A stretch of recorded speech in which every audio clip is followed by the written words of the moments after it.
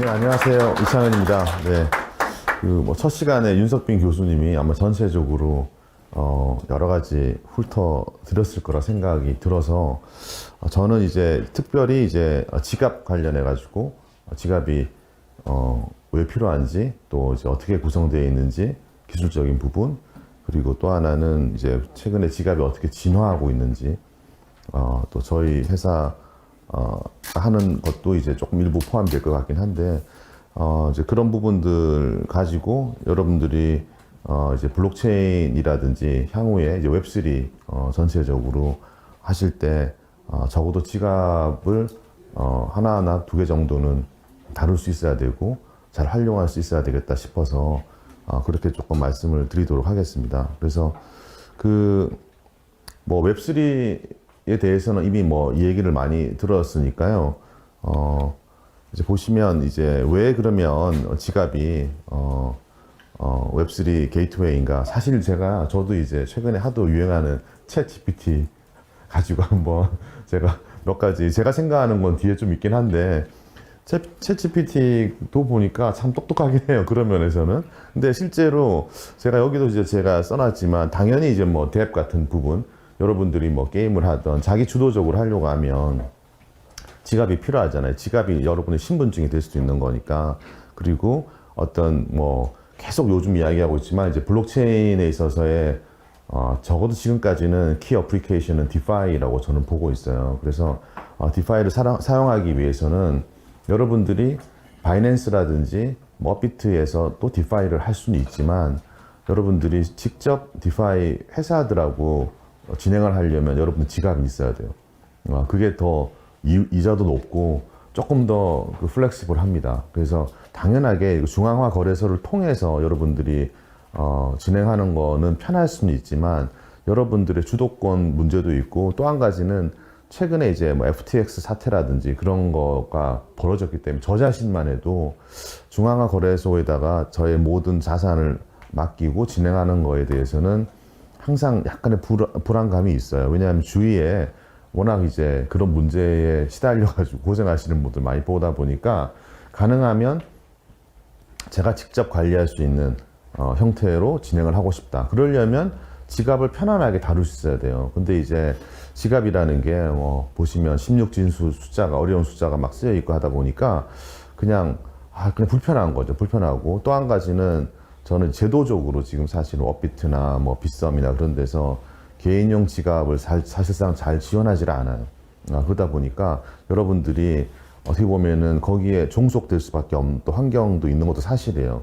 그럼에도 불구하고 사실 이제 블록체인이라는 거는 블록체인의 철학이라는 게 처음부터는 다 금융의 어떤 리만 사태나 그런 걸 통해 가지고 저희가 배워왔던 중앙화에 대한 어떤 문제점들 그다음에 디레귤레이션이라든지 이제 그런 부분 때문에 나온 거기 때문에 사실은 어떤 부분에서는 블록체인을 한다는 거는 자기 주도적인 어떤 금융 생활을 하겠다는 선언을 저는 했다고 저는 보는 면도 많아요. 그래서 여기도 보면 이제 금융시장의 독립적인 어떤 위치, 관리 이런 측면이 저는 어떤 면에서는 더 클 수도 있다. 그러니까 저희가 제3의 third party를 통하지 않고 진행할 수 있는 거, 이런 부분들이 중요한 일이라 생각이 들고요.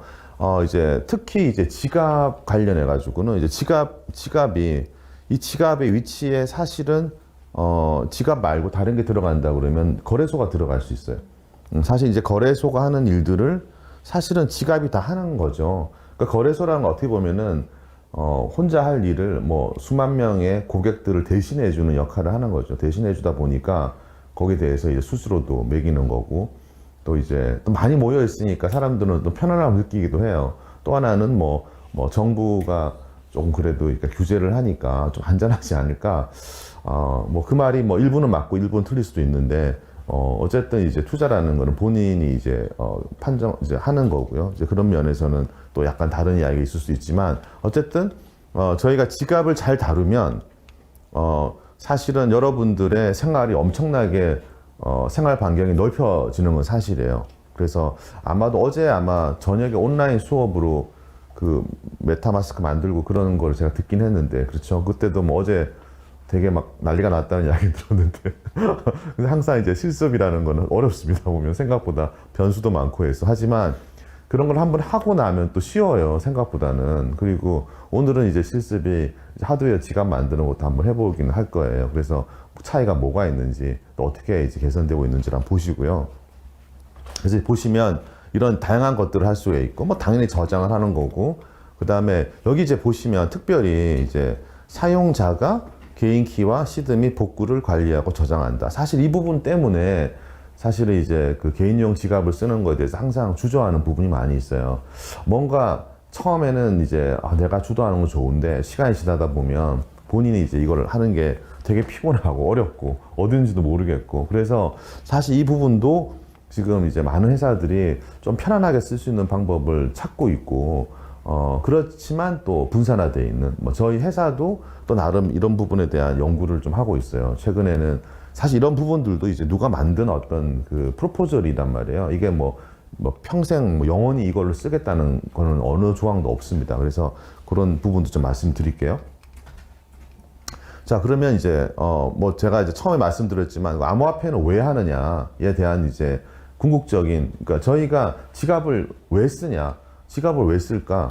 아마 뭐 블록체인을 쓰기 위해서, 거기 보면 뭐 DID라든지 신분증을 표시하기 위해 쓰는 것도 있지만, 뭐 또 하나는 이제 암호화폐를 쓰는 여러 가지 이유를 한번 살펴보고 왜 지갑을 써야 되는지를 제가 보겠어요. 그러면 첫 번째는 투자예요. 그야말로 투자.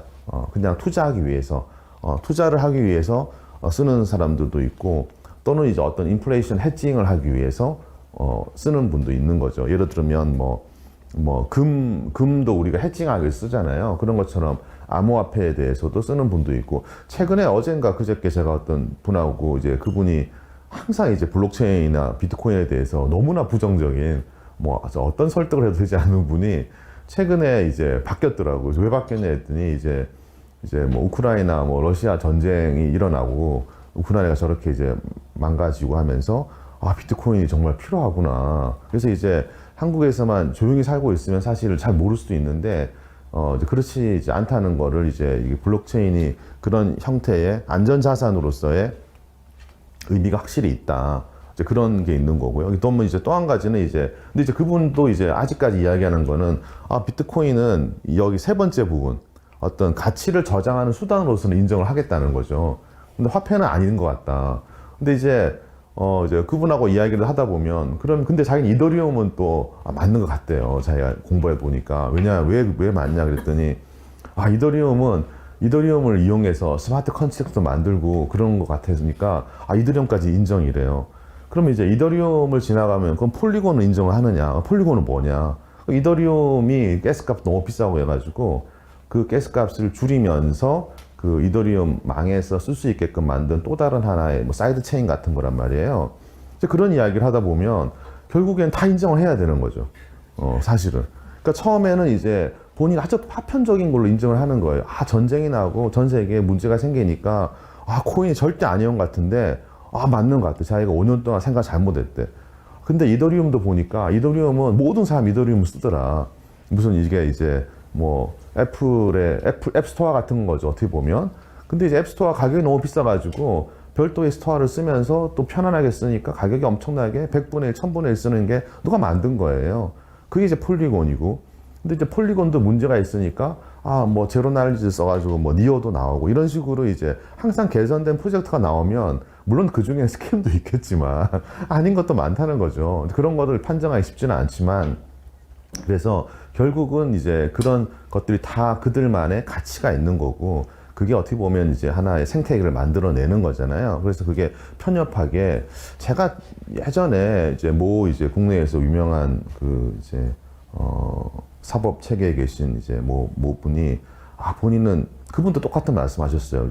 아주 유명하신 이제 어떤 분이신데, 그분도 조금 이제 그런 생각을 좀 하시더라고요. 예를 들어서 비트코인은 그래도 주인이 없으니까 인정, 이더리움은 그래도 맞는 것 같은데 나머지에 대해서는 인정 못 하겠다. 그런 것들이 어떻게 보면 맞는 것 같기도 하지만 또 틀린 부분도 있는 거예요, 사실은. 그래서 그런 것들이 조금은 저희가 오픈 마인드로 그 역할을 이제 저희가 찾아보면 다 그들의 역할이 있고, 그런 것들을 저희가 분석하고 하는 게 또 여러분들이 오신 이유잖아요, 사실은. 그렇잖아요. 그래서 이번 저희 세션을 통해 가지고 지갑이라든지 그런 전체적인 환경을 또 이해하는 데 도움이 되었으면 하는 바람입니다. 예, 그래서 그리고 또 한 가지는 이제 저는 개인적으로 이제 여기 보면 이제 본인이 한 가지 정도는 포함이 되어 있어야 되겠죠. 예, 그래야지 어떻게 보면 블록체인을 하고 크립토커런시를 쓰는 이유가 되니까 저는 사실은 이제 이 네 번째 부분이 제가 상당히 많이 꽂혔어요. 디센트럴라이즈된 뱅킹이다.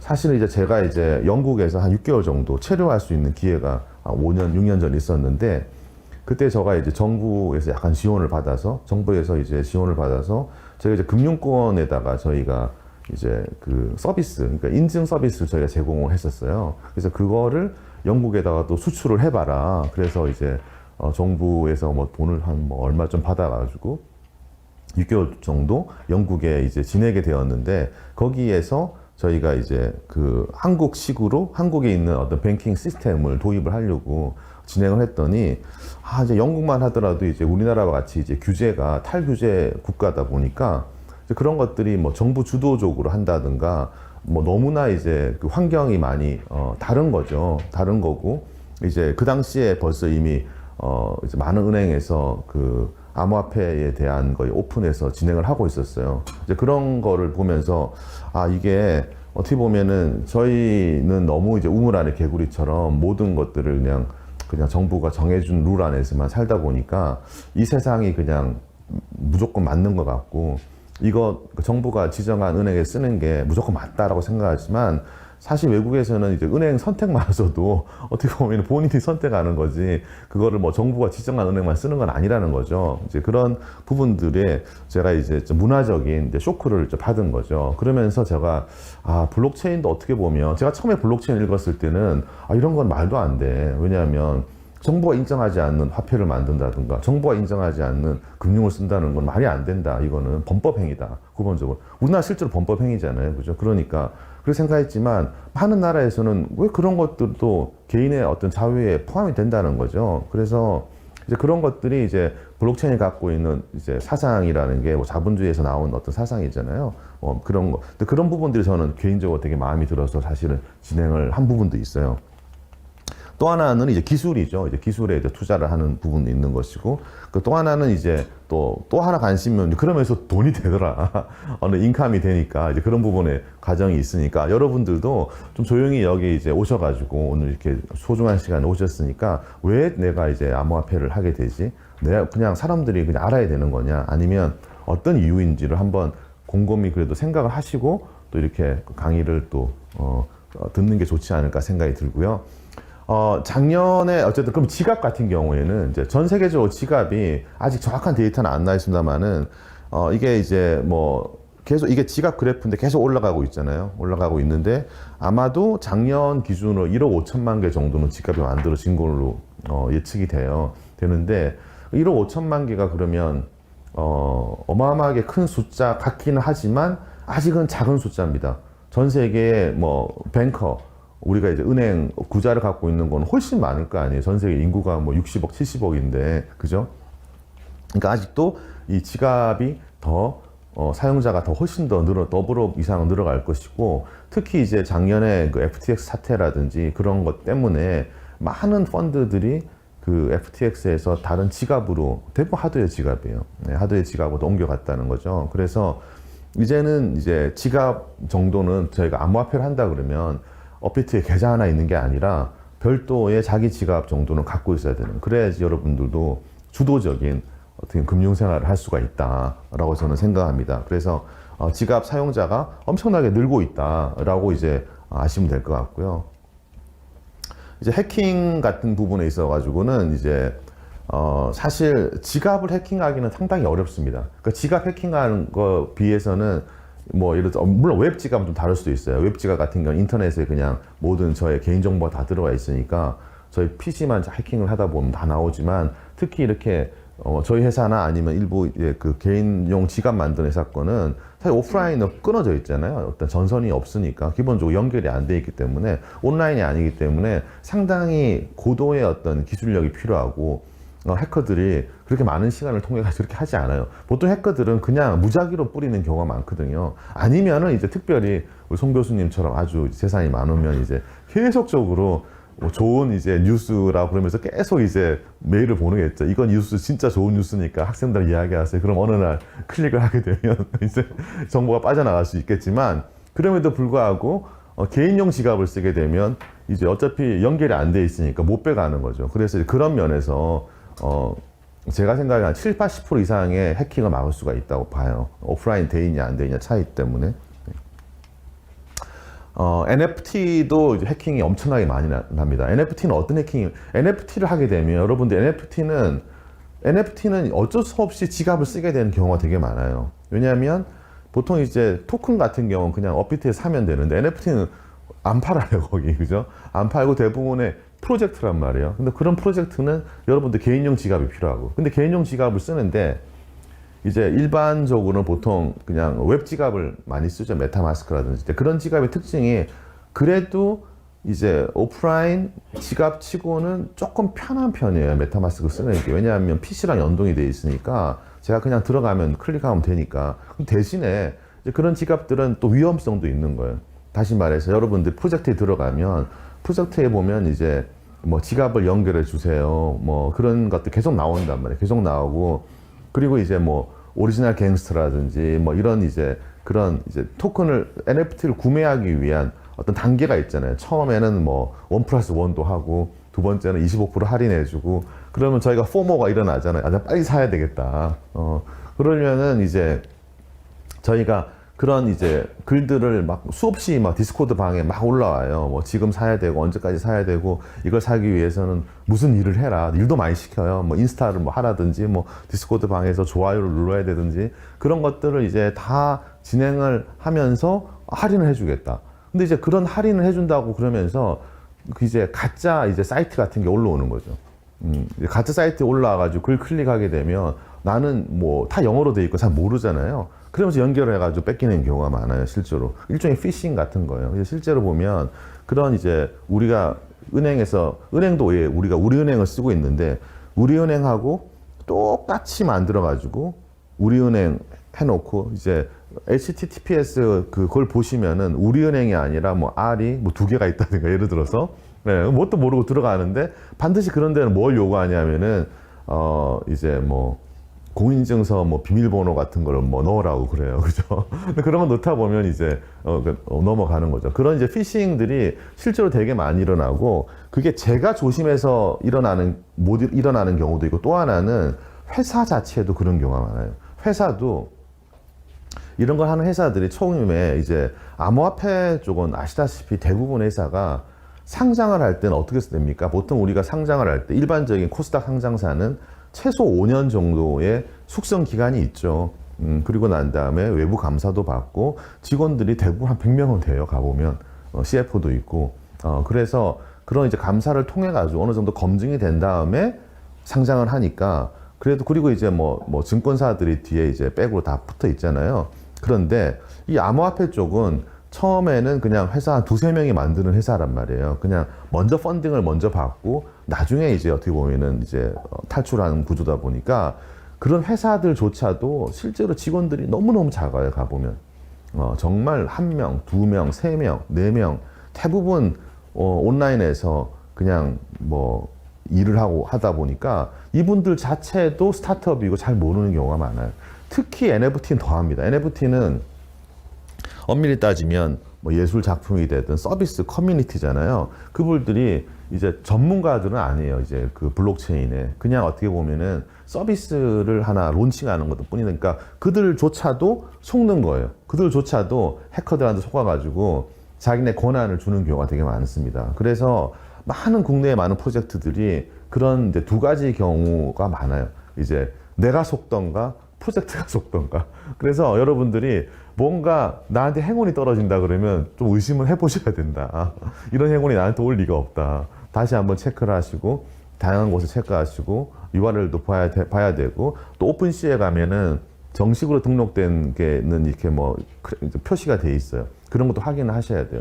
그런 몇 가지들을 확인하면서 여러분들이 스스로 보호를 해야 된다. 그래서 뭐 여기는 떼법이 통하지 않는 곳이잖아요. 글로벌 떼법은 없기 때문에 여러분들이 정말 이제 저는 그 생각해요. 금융 선진 뭐 사용자로서 여러분 스스로 판단을 해야 된다. 그래서 이제 그런 부분을 꼭 좀 아셨으면 좋겠고. 그리고 이제 지갑에 대해서 제가 좀 말씀을 좀 드릴게요.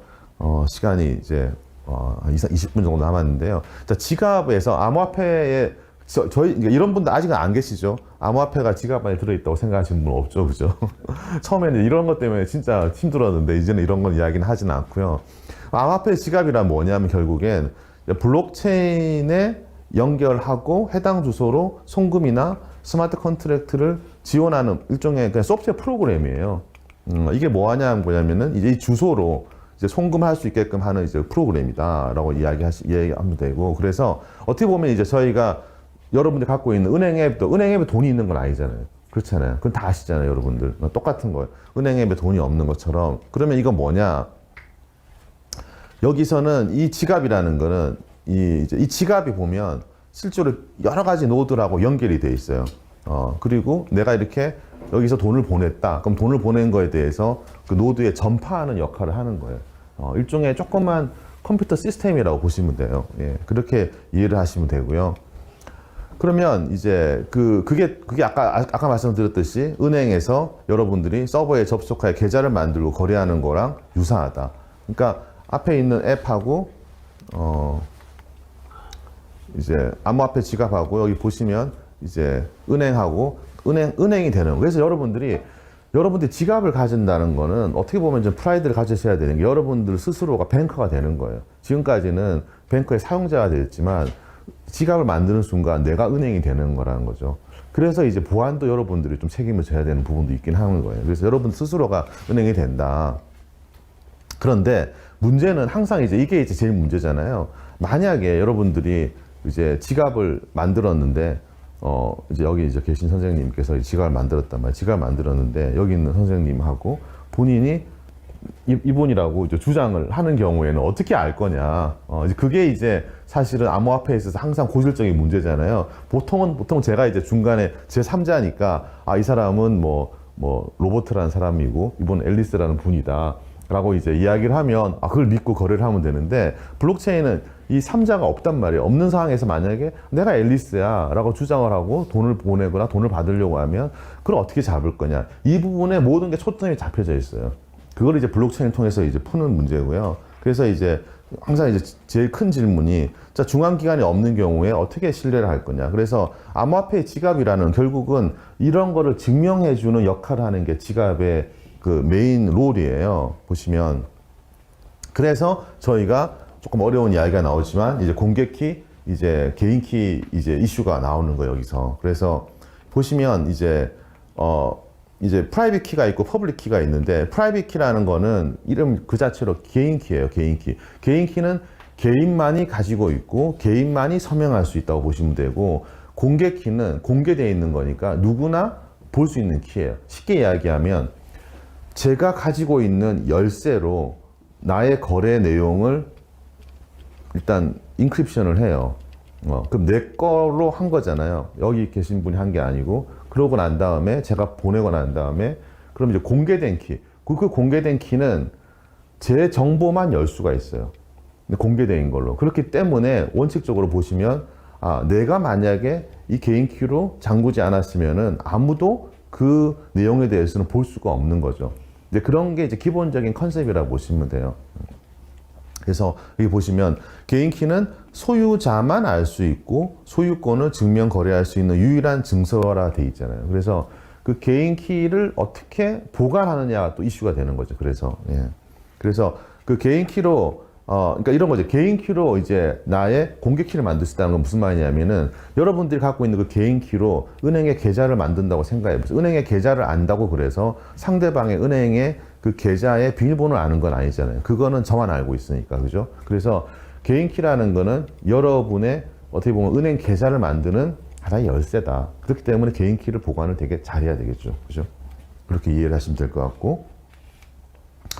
그래서 이제 여기 좀 뒤에 나오네요. 그죠? 공개 키는 개인 키를 알 수가 없다는 거죠. 그래서 특징이 뭐냐면은 이런 게 있잖아요. 그러면 이게 이제 개인 키에서 공개 키가 쌍으로 나온 거거든요. 사실은 어떠한 함수에 의해 가지고 개인 키하고 공개 키가 나왔는데, 이 특징이 뭐냐면은 어떤 열쇠가 있어요. 열쇠가 있는데 이 지금 자물쇠가 있잖아요. 이 앞에 보면 열쇠가, 이게 열쇠가 있다고 치면 이 열쇠에서 제가 잠그는 열쇠랑 푸는 열쇠가 다른 게 특징이에요. 이제 그런 함수가 있는 거예요. 예, 그래서 하나는 무조건 잠그는 열쇠만 할 수 있는 거, 하나는 푸는 열쇠만 되는 거예요. 그래서 푸는 열쇠는 제가 개인 키를 갖고 있는 사람만 만들 수 있는 거예요. 오케이, 이제 그렇게 이제 되어 있는 거예요. 그게 이제 개인 키, 공개 키, 암호화 방식이라서 그러한 공개 키들이 바깥에 외부에 나와 있더라도 그 공개 키를 가지고 유출을 해가지고 제가 갖고 있는 개인 키를 만들 수는 없어요. 복제가 안 된다는 이야기예요. 그래서 일방향으로만 된다. 개인 키에서 내가 은행 계좌 번호는 만들 수 있어도 은행 계좌 번호를 갖고 나의 그 첫 번째 키는 만들 수가 없는 게, 그런 특징적인 함수를 이제 몇몇의 암호학자들이 한 3, 40년 전에 만들어냈어요. 그걸 가지고 여러분들 신용카드라든지 은행, 카카오톡, 인터넷 모든 게 똑같은 함수를 씁니다. 지금도. 그래서 지금 현재 쓰고 있는 모든 거래는 다 이 방법을 써요. 이 방법밖에 현재는 없습니다. 그래서 이 방법이 그럼 언제 깨지냐 이런 이야기들 해요. 뭐 퀀텀 이런 이제 양자 암호화가 나오면 이게 깨어지지 않느냐. 그 이야기는 뭐냐면 이제 그 공개 키를 가지고 암호 첫 번째 키를 유추하는 게 현재 컴퓨터로는 거의 못 만들거든요. 근데 이제 양자 컴퓨터가 나오면 그런 것들도 만들 수 있지 않을까. 뭐 틀린 이야기는 아니지만 블록체인의 커뮤니티가 깨어지기 전에 여러분들 계좌가 먼저 깨질 거예요. 그래서 그런 걱정들은 여러분들이 지금은 안 하셔도 되고, 여기에 또 양자 내성 함수라는 걸 또 만들어요, 학자들은. 그래서 혹시나 여러분들이 밖에 나가시면 뭐 블록체인은 뭐 양자 컴퓨터가 나오면 다 망하는 거 아니냐, 뭐 이런 이야기 하지만 그 전에 여러분들이 다 만들어낸다는 거죠. 그래서 그 과학자들이, 엔지니어들이 바보가 아니잖아요. 그러니까 그런 걱정 안 하셔도 됩니다. 그래서 이제 개인 키로 이제 암호화를 해가지고 이제 자신의 정보를 암호화할 수 있다는 이야기고요. 그래서 그 이제 아까 말씀드렸듯이 이제 공개 키나 암호화된 메시지를 복호화 하는데 사용이 된다. 그래서 오직 자기 키로만 가능하다는 말씀을 제가 드리는 거고요. 그래서 이제 이제 개인 키는 블록체인 주소에 대한 소유권, 암호화는 열쇠고 공개 키는 그거를 생성하고 해독하는 열쇠다. 이 부분만 이해를 하시면 여기 그림에 나왔듯이 이해를 하시면 될 것 같고요. 그러면 이제 거래는 여러분 어떻게 만들어지냐? 그러면 이 부분이 이제 조금 어려울 수도 있는데, 여러분들이 처음에 이제 거래 이제 나중에 실습할 때 아시겠지만 거래 내역을 써요. 내역을 쓰면은 해시 함수라는 걸 돌려요. 해시 함수. 혹시 해시 함수에 대해서는 들은 바가 없을 수도 있죠. 해시 함수는 이런 거예요. 해시 함수는 뭐냐면 이게 이제 뭐 1이라든가 뭐 이렇게 뭐 컴인, 컴남, 뭐 더 월드 베스트 뭐 이런 식으로 이 글자를 쓰면 특수한 함수를 돌리면 16진수가 이렇게 나와요. 숫자가 나오는데 이게 이제 어떤 그 길이는 같아요. 길이는 같은데 이 내용은 다 다르죠. 그래서 어떤 함수, 어떤 이제 이 글자를 넣더라도 이 글자의 어떤 길이라든지 다 다르잖아요. 다른 걸 넣더라도 반드시 다른 16진수 숫자가 나오는 거예요. 근데 1은 반드시 이 숫자가 나옵니다. 이렇게 넣으면 이게 나오고 2가 나오면은 이렇게 안 나오고 완전히 배열이 다른 형태로 나와요. 그런 특수한 함수가 있어요. 근데 그 함수를 이용해서 왜 그러냐면은 컴퓨터라는 거는 이렇게 막 길이가 일정해야 돼요. 길이가 일정해야 되고 항상 어떤 데이터 양도 뭐 우리가 뭐 몇 메가바이트 뭐 그런 말을 쓰는 이유가 그거 이상 넘어가면 계산을 못 해요. 그 사람은 계산할 수 있지만. 그래서 컴퓨터는 특징이 뭐냐면은 어떠한 데이터가 나오더라도 그 데이터를 일정하게 만들어내야 돼요. 그래야지만 계산할 수 있어요. 그래서 해시 함수를 통해서 이 거래의 어떤 유니크한 거를 만드는 거예요. 이 거래가 곱하기가 10개 보고 이런 거는 사실 컴퓨터는 몰라요. 모르잖아요. 컴퓨터는 그냥 이거 나온 거랑 나중에 나온 거랑 비교를 해가지고 같냐 안 같냐만 테스트하는 거예요. 그죠? 그런 거지. 이거 자체 컴퓨터가 AI가 돼서 이해를 하는 건 아니에요. 그건 사람이 이해하는 거고. 그래서 어떤 식으로 하냐면은 이 거래에 대해서 그냥 몽땅 이 거래에 대한 모든 내용을 단순하게 16진수로 변경을 시키는 거예요. 어떤 길이로. 그래서 그 길이를 이제 변화시켜서 컴퓨터한테 줘서 보내는 거예요. 왜냐하면 그렇게 보내야지 컴퓨터가 그냥 이해하기가 편하니까. 그렇게 해서 전자문서하고 해시값으로 변환을 시켜요. 변환을 시키고 이제 그 부분을 이제 이제 이렇게 이제 변환이 된 거를 갖고 저희가 아까 갖고 있는 개인 키로 이거를 열쇠를 잠궈요. 개인 키는 본인만 할 수 있잖아요. 그걸 열쇠로 잠그고 난 다음에 그거를 저희가 전자서명이라고 그래요. 여러분들 공인인증서에서 전자서명하는 거 있잖아요. 그게 똑같은 거예요. 그래서 여러분들은 사실은 이미 전자서명을 많이 해보셨어요. 그래서 여기 나오는 데이터를 해시 함수를 통해 가지고 일정한 길이를 만들고 그 다음에 서명을 통해 가지고 이제 가지고 있는 거죠. 그렇게 가진 거랑 그럼 이 데이터가 여기 선생님이 지금 돈을 이제 1,000만 원을 보내기로 하고 본인이 서명을 해가지고 심준수로 똑같이 만들어서 보내요. 이분이 이제 보실 거 아니에요. 그러면 과연 이게 이분이 보내셨는지 안 보내셨는지 알 수가 없잖아요. 그걸 어떻게 알려고 하냐면은 그 당시 보낼 때 뭘 보내냐면 이분의 공개 키도 같이 보내줘요. 오케이? 그럼 이제 그 공개 키로 열어보는 거예요. 열어보면 어떤 데이터가 나오겠죠. 그 데이터랑 여기서 그냥 일반 데이터로 하나 보내요. 일반 내가 1,000만 원을 보냈다는 데이터. 그 두 개를 비교를 하는 거예요. 이해하셨죠? 그 방법으로 쓰는 거예요. 다시 말씀드리면 여기 계시는 이제 선생님이 여기서 돈을 보낼 때 본인이 갖고 있는 열쇠로 잠그고 해시값을 통하는 거는 그냥 그게 숫자가 뭐 1,000만 원, 2,000만 원 보내면 너무 이게 막 길이가 늘어났다가 줄어들었다가 뭐 그러니까 그거를 그냥 해시 함수로 하면 똑같은 어떻게 보면 길이로 나온단 말이에요. 그걸 통해 가지고 보내요. 보내면 근데 그걸 이제 풀려면 풀 수가 없어. 여기 있는 C에 있는 선생님 거는 자기가 내 거라고 이야기하더라도 공개 키는 이분 거니까 이분만 생성할 수 있으니까 열어보면은 A분이 보냈단 말이에요. 그러면 그거랑 비교할 게 필요하니까 이분이 그냥 인크립션 안 하고 보낸 데이터가 하나 있어요. 내가 1,000만 원 보냈어.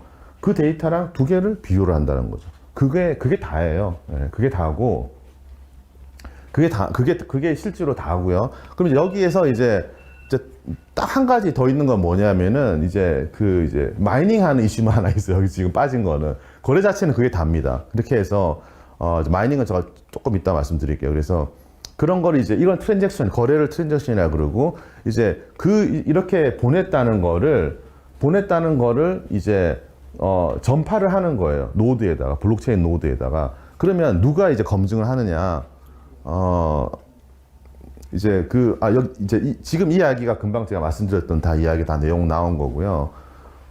여기 이제 그 이야기가 정확하게 나와 있지는 않는데, 이 검증을 하는 거 어떻게 하냐면은, 검증이라는 거는, 자, 이 거래를 하고 난 다음에, 이 거래가 맞는 걸 알기 위해서는, 이제, 여러 블록체인 노드들이, 이제 특수한 숫자를 찾는 사람들한테만 이 거래에 대해서 인정을 하는 거. 이 거래 자체는 쉬워요. 근데, 제가 그럼 이 거래를 맞추기 위해서는 이제 이게 아까 이야기했듯이 16진수가 이제 그 숫자가 되게 길거든요. 그게 막 16진수 64개 막 이런 게 있는데 거기에서 그냥 아주 단순하게 랜덤 값을 그냥 넣어가지고 앞에 0자가 이제 나올 때까지 먼저 나오는 그냥 사람한테 그 리워드를 그냥 주는 거예요. 너무너무 단순한 거예요. 어떻게 보면.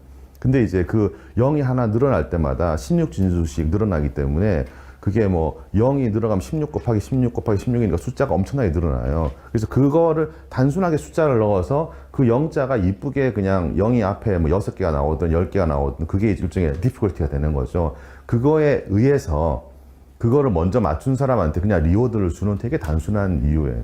예, 그래서 블록체인의 어떤 마이닝도 보면 알고 보면 별거 아니다. 진짜 아무것도 아니고 그냥 랜덤 맞추는 숫자일 뿐이고 그걸 맞추기 위해서는 계속적인 데이터를 돌려야 되니까 그 정도 데이터를 돌려가지고 블록체인에 망에 올려서 그 값도 해시 값으로 해가지고 이제 다시 그걸 또 집어넣어요. 거래 내역에다가. 그렇기 때문에 이게 체인이 연결이 돼가지고 결국에는 변조하기가 너무 힘든 상황이 되는 거예요. 그래서 그 블록체인의 이론도 여러분들이 막상 진짜 마음 잡고 여러분들이 공부를 하시다 보면 정말 아무것도 아닙니다.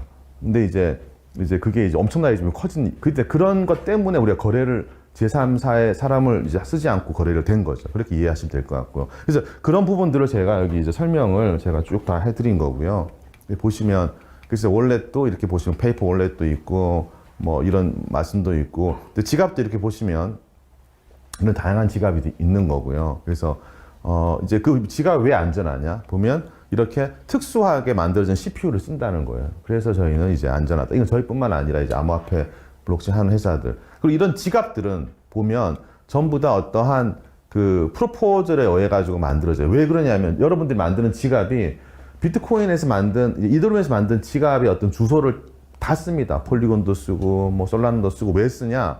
지갑의 어떤 어떤 스펙이 나와 있어요. 그 스펙에 의해 가지고 똑같이 만들어서 모든 사람들이 지갑을 만드는 게 불편할까봐 그거를 다 저희가 따라서 만듭니다. 그래서 지갑은 하나를 만들면 그거에 새끼 지갑을 쓰는 거예요, 전부 다.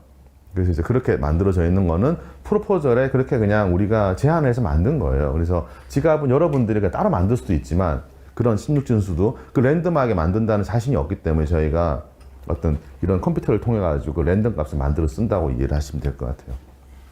그럼 이게 어느 정도까지 그 숫자가 맞냐? 여기 보면 이제 하나는 해운대고 하나는 호놀룰루 바닷가에 있는 모래사장에 있는 이 모래 하나를 딱 짚고 똑같은 걸 찾아라 이런 이야기보다 더 어렵다는 거죠. 그게 그래서 이 보시면 그 숫자가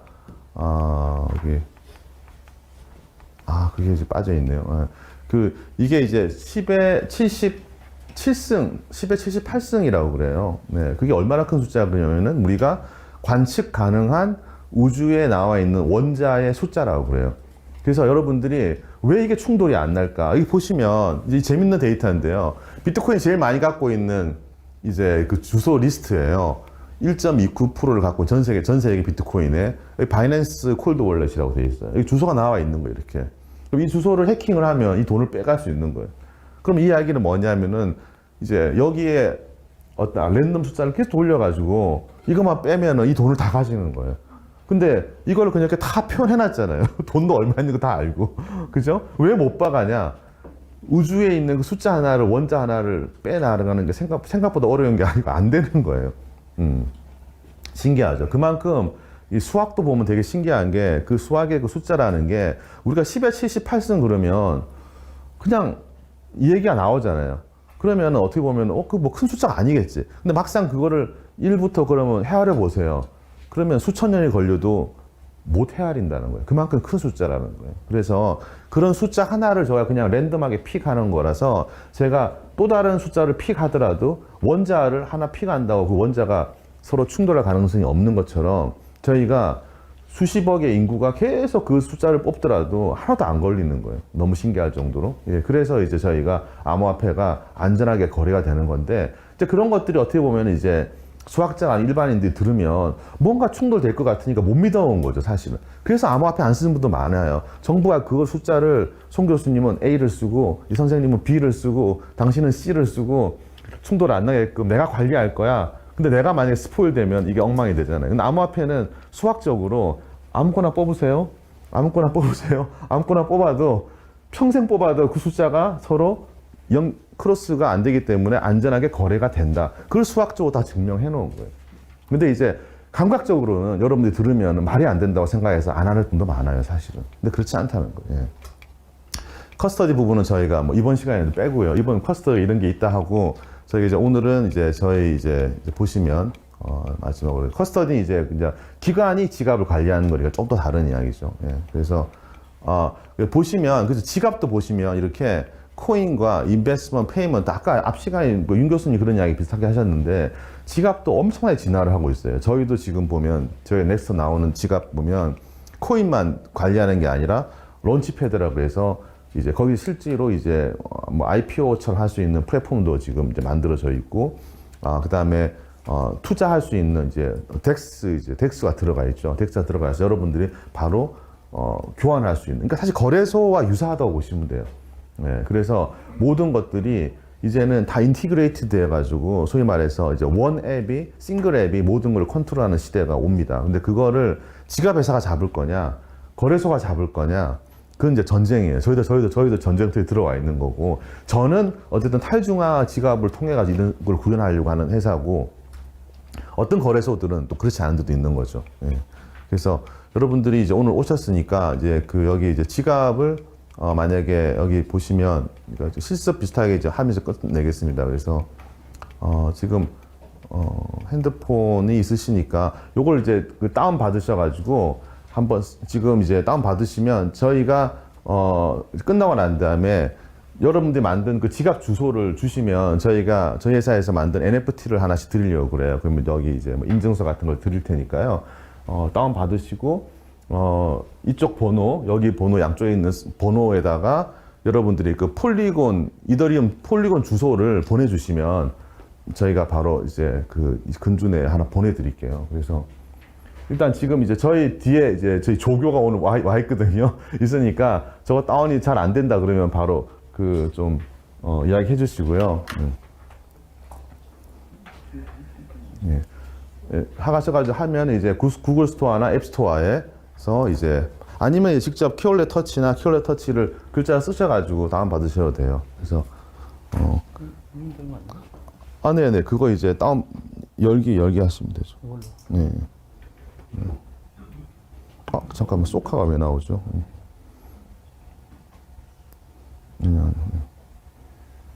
QR 스캐너. QR 스캐너로 하셔도 되고 아니면은 이거거든요. 네. 이건 좀 잘못 들어가신 것 같은데. 그래요? 저건 누를 것 같은데. 이거 소카가 열리고요 지금. 여기 소카고. 예. 잠깐만. 스캐너. 저걸 스캔했어요.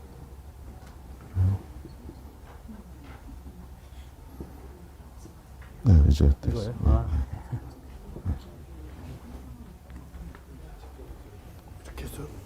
이거요? 네 하셨잖아요. 예. 이거는 이제 이건 홈페이지고. 저기 앱 스토어 가셔야지. 앱 스토어. 구글 스토어 가셔야지. 구글 스토어. 예, 구글 스토어. 여기 보시면 현재는 이제 소프트웨어밖에 없으니까 소프트웨어 지갑 만들기 누르시고 비밀 구문 이제 12개. 그건 이제 나중에 저장하셔도 되니까 나중에 하셔도 돼요. 예. 네? 이후에는 어떻게 되나요? 재배치하게 해야 되나요? 그리고 이거 원래 순서대로 아까 있는 걸 적으셔야 되는데 안 적어놨잖아요. 백업해놨어요. 백업했어요. 그럼 그거대로 누르시면 돼요. 예. 요거 순서도 하나씩 클릭하면 돼요. 예. 이걸 그렇죠. 아니면 백업 나중에 하셔도 되는데, 예. 네.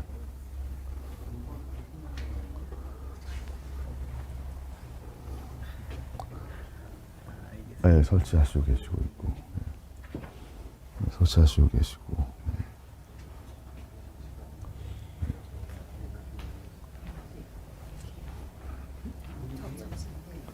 이렇잖아요.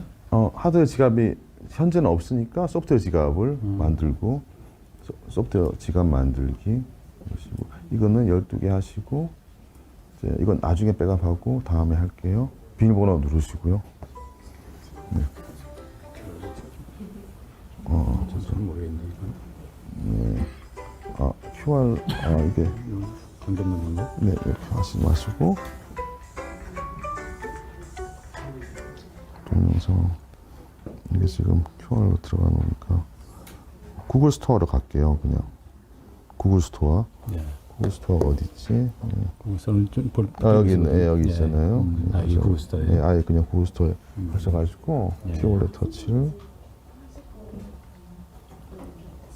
나오잖아요. 설치. 가시고. 그렇죠. 잘하셨어요. 소프트웨어 지갑하고 비밀번호 누르시면 나오잖아요. 소프트웨어 지갑 만드셨네. 만드시고 비밀번호 누르시면 들어가시잖아요. 거기서 이제 폴리곤 주소를 여기 눌러보세요. 이 비번 아까 누른 거 하세요.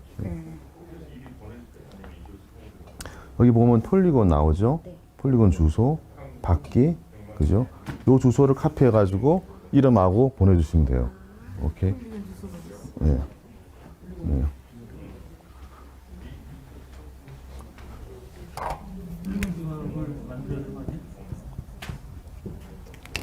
어디 했던 거 연결하면 하셨어요 다? 네. 여기까지 나오네. 나오셨네. 여기 나오시면 여기 폴리곤 누르시고 받기 누르시면 이게 주소예요. 요 주소를 여기 핸드폰으로 이름하고 보내주시면 돼요. 오케이. 그 주소 카피하세요. 문자로 보내주시면 돼요. 네. 이거 여기 다운된 이거. 됐잖아요. 이제 넘어가시고 넘어갔어요. 시작하기.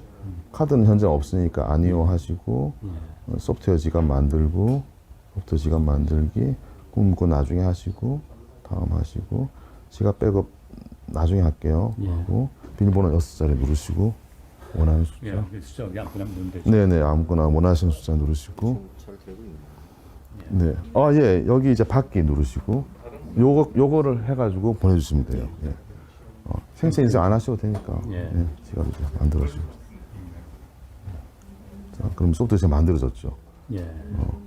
여기 비밀번호 눌러보세요. 아까 하신 거.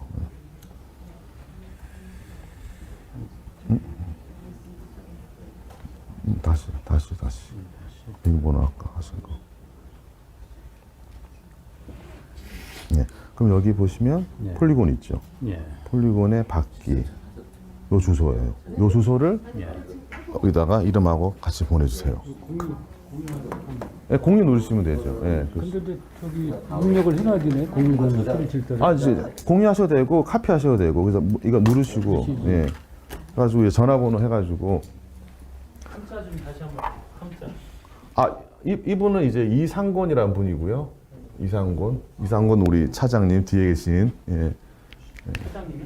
예, 이상곤 차장, 이상곤 차장이고 여러분들이 보내실 때 이건 아니다. 지금 없으니까 아니고. 폴리곤 들어서 받기 누르시고 받기 누르시면 주소가 있거든요. 주소를 카피해가지고 같이 보내시면 돼요.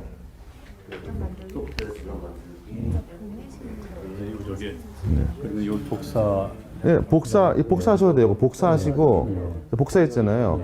저 문자 보내기 예. 가가지고 카톡으로 보내면 되나요? 카톡으로 보내면 저 해도 되고 문자로 보내셔도 돼요. 예, 문자 해가지고 문자 쓰시면 되죠. 검색하시면 안 되고 아, 그렇죠. 처음이니까. 네, 문자를 만들어야 되니까 잠깐만.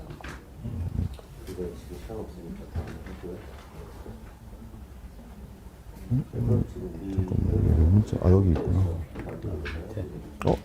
이때 돼요. 네. 전화번호 이제 넣고 이제 저거 카피해가지고 하셨죠? 하셨죠? 네.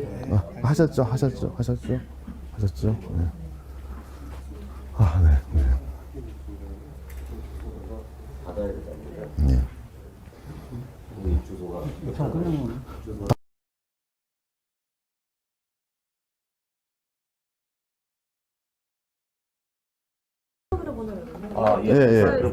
복사해가지고 복사 여기 복사하는 게 있잖아요. 보면 여기 복사하기 눌러주셔가지고 그래서 문자로 여기 이분 문자 쓰고 하면 저희가 이거 어떻게 하는 거죠? 자 여기서 누르시고 자 비밀번호 누르시고 안 들어왔네.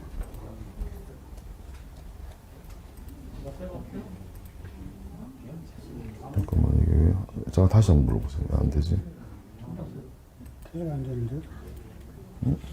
잠시만요. 이거 한번 새로 한번 없을까요? 한 번이 다시 한번 해보시죠.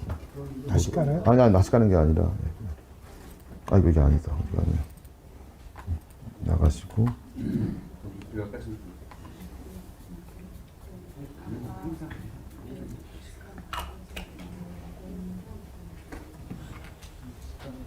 한번 물어보세요. 네, 됐죠. 그 다음에 폴리곤 가셔가지고 받기 누르시고 복사 했죠. 그 다음에 이제 문자로 보내주세요. 저번으로. 저번으로. 네네네. 저번으로. 네. 문자 보낼 수 아시죠? 그래서 비밀복구 구문 확인이라고 하는 곳에 보면 이렇게 배치를 분리시키고 있으면 하잖아요. 네. 이 다음에 안 눌러지더라고요. 왜냐하면 그걸 순서대로 해야 돼요. 순서라는 게 처음에 나왔던 순서대로. 그 모를 경우는 어떻게 해야 되나요? 그거 모르면 못하죠, 원래는. 그걸 이제, 아니면 지금 백으로 돌아가셔가지고, 아직 이게 시작이니까. 잠시만요. 네네. 네, 잠깐만. 이게 일단 백으로 돌아가셔가지고, 네네. 이게 지금 이제 백업이 필요하잖아요. 네. 지금 모르잖아요. 모르면 안 돼요. 그럼 사실 이 지갑은 지워야 돼. 못 쓰기 때문에 지갑 삭제를 하시고 네. 새로 그냥 만드신 지갑 만들기. 그래서 문구 나중에 하시고 여기 보면 백업을 지금은 나중에 하세요. 나중에 하시고 이제 한번 무슨 6자리 누르시고 그러니까 그 백업을 나중에 하라고 해서 그걸 해봤는데 숫자를 적어놓고 하셔야 돼요. 금방처럼. 예, 그걸 미리 딴 데다 적어놓고. 아. 오케이. 그다음에 이제 하셨잖아요. 네네. 이 소프트웨어 지갑 눌렀죠. 네. 네, 주문하시고 그다음에 이제 폴리곤으로 가시고 받기 요거 카피 하고 이제 문자로 보내주세요. 아셨죠? 예, 여기 전화번호. 네네네. 아니 아까 그 만들 때 음. 구문 12자리, 네, 14자리 네네네. 선택하시고 잊어버려도 되는 거예요? 안 되죠. 그럼 어떻게 하죠? 그런데 넘어가 버렸거든요. 그러면 이제 만들어요? 이건 새로 만드셔야 돼요. 왜냐하면 나중에 복구가 안 될 수도 있으니까. 예. 어디 적어놓은 게 없었는데. 그렇죠. 근데 백업을 하겠다고 하셨으면 상관없는데 백업 나중에 하면 백업도 안 하고 그냥 근데 백업을 지금은 어떻게 된 상태인가 보자. 잠든 상태죠. 지금 백업이 필요합니다. 그럼 아직 이건 괜찮아요. 괜찮아요? 네, 이건 괜찮아요. 이건 거예요? 네네네. 이거죠. 예. 백업이 필요한 경우에는 그 숫자 한 번 더 나와요. 네, 나와요. 백업이 필요하면 예, 그건 아직 괜찮아요. 그건 이제 저장해놔요? 저장을 해놓고 그 다음에 그러면 저장해놓고 한다 그러면 이제 물어봐요 얘가 네. 진짜 알고 있는지. 네. 그 다음부터는 그 백업 그 숫자 그게 안 나와요. 아시겠죠? 그럼 이걸 갖다가 저장을 해놔야 돼요? 아니 그게 아니라 그 백업을 저장하셔야 되죠. 지금은 현재는 괜찮아요. 현재는 백업이 필요합니다. 그러니까 누르고? 예, 지문 인식하고. 하시고 예. 자, 이거를 저장하셔야 돼요. 직도를 나가야 될 시간입니다. 이제 한 시간 끝난 거 아닌가? 네, 시간은 다 끝났죠. 예. 그래서 여러분들 어쨌든 권투하시고 이게 아니요 이거를 이제 자, 그럼 이렇게 네. 수업을 마치 수업은 마치고요. 자유롭게 이제 저기 지금부터는 네. 자유롭게 진행하고 자유롭게. 12시 시간이 늦었으니까 12시 이걸 저희가 모르니까 이걸 저장해놔야죠. 저장을 해놓고 저장된 게 아니고 다음 수업 얘가 진행합니다. 물어보는 질문이잖아요.